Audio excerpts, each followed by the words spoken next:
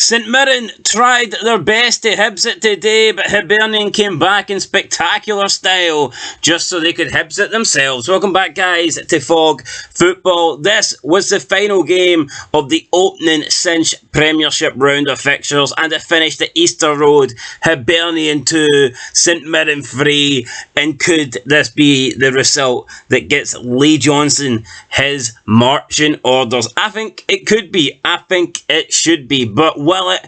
I don't know. I think Hibs will actually have a little bit of patience with Lee Johnson. The fans have run out of patience, but I believe the club will stick by him for now. We'll talk a little bit more about Lee Johnson at the end, though. Let's move in to the game. And I thought St Mirren deserved this win, even though Hibs did get it back to 2-2.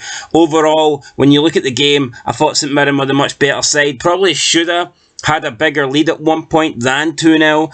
Hibs did do well to get back level, only to Hibs it, man. What were they thinking? How can you get back to 2-2 and then lose it in the last minute of the 90? It just doesn't make any sense. But St Mirren started the better of the two sides. They then got a penalty on the 15th minute. Now, I don't think this was a penalty. I don't think Kelty was caught, and if he was caught, there was barely any contact. We're talking minimal contact here, but referee gave it. I feel like even though we've got VAR and we've got the video assistants and all this stuff, man, video referees, fourth officials, we've got about 10 million people looking at a computer screen to try and get a decision right, and I feel that we still get a lot of them wrong. Even, I know 50-50 decisions, you can argue VAR is not going to help with that. VAR is more for clear and obvious, but the referee originally did not give this. But then looking at VAR, he overturned it, and I get that's how it goes. Normally, once you look at VAR, you always overturn your decision, but I didn't see much in it. I thought the referee wasn't going to overturn it. Now, St Mirren originally played on, and they almost scored playing on from this, but eventually it did get pulled back. They got their penalty, and they took it. Mark O'Hara with a goal on the 15th minute. If you don't have him in your fantasy team, then you're playing it wrong. You're playing the game wrong. I did have him in there, and then I took him out like an idiot, so I need to get Mark O'Hara back in to my fantasy team, or else I'll be living in fantasy land. There'll be no chance of me winning that £5,000 prize. 2 minutes later, though, it was Olasana with the goal for St Mirren. How the hell was he through? I mean, Hibs gave the ball away. St Mirren found themselves through. I mean, this guy, I thought the shot was pretty savable for Davy Marshall. He did not save it, though, and St Mirren found themselves 2-0 up. They could have had a couple more, had some chances in the first half. Hibs did not really create much. Then we get into the second half. Lefondre comes on, and the goal was good. Hibs' first goal back was good. Doidge and Lefondre working well. Lefondre out to Doidge on the left, and then Doidge ran a lovely ball back into Lefondre. It was like a delayed 1-2, I guess, and Lefondre had a good finish when the ball came in, so good goal for Hibs. Give them credit. Got back in the game. 10 minutes later, it was Christian Doidge once more, and this guy's Hibs career was pretty much deemed to be over. I don't think anybody really expected Christian Doidge to have anything left at Hibs. He got loaned to Kelly last year, albeit, yeah, he's back at Hibs right now. I think a lot of people expect him to be out the door. He's not out the door, and in fact, he's actually having a nice little bit of run of form. He scored midweek, he got an assist today, he scored again today.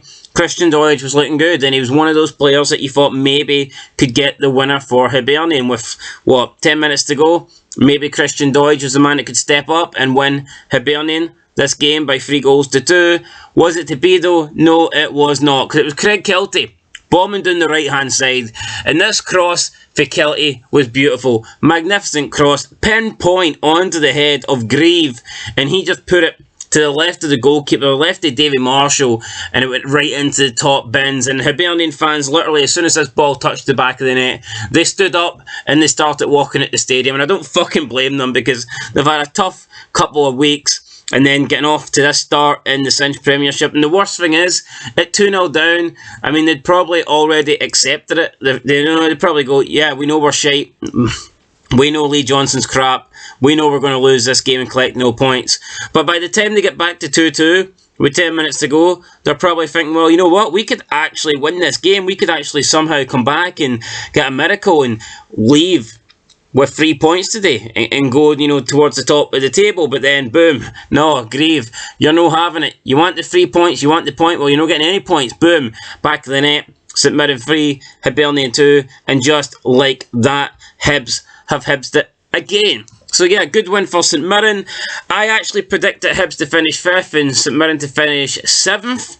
Would I change my mind? Possibly, but I believe that Lee Johnson will be sacked. I think Hibs will get somebody good in, maybe even Neil Lennon. And I do think we will see Hibs in the end pull away from like St Mirren, but make no mistake about it, I believe if Hibs do keep Lee Johnson for the duration of the season, then I could definitely see Hibs finishing outside the bottom 6. So yeah, we'll have to wait and see what happens. Will Lee Johnson go?